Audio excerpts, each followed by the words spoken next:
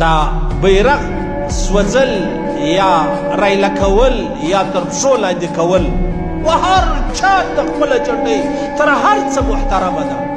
اوس خبره داسې ده زموږ د وطن چې کومه جنډۍ ده زموږ وطن ته محترمه ده، که ښه ده که بده ده که توره ده که سپینه ده که هر څه ده و دې پاکستانیانو ته ډېره محترمه ده.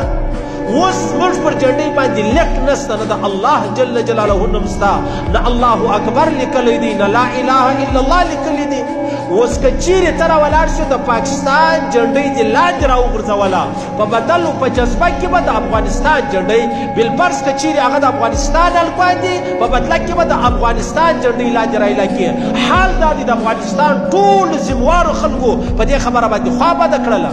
هلته څه ذمواره الکوان غیر ذمواره الکوان راولاړ سو یو داسې ذمواره کار یې وکړي چې و ټول وطن ته لوی مشکل و پیغور چې دی هغه یې پرېښوی.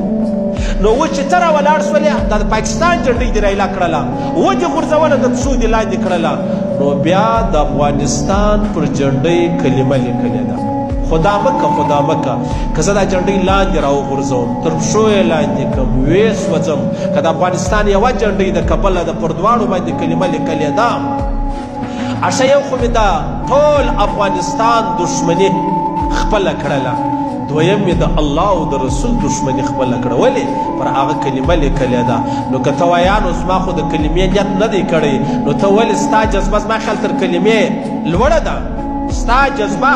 تر کلمې لوړه ده کلمه ستا د جذبې تابع ده ته به د کلمې د جذبې تابع کېږې ته به دا خیال ساتې چې پر دې خو کلمه لیکلې ده خدا مکه که دا زه لاندې راوغورځومه زما ایمان ولاړی زما اسلام ولاړی زما کلمه ولاړه او زما د الله سره د ډېرې لوی دښمنۍ دعوه چې د هغه وسوله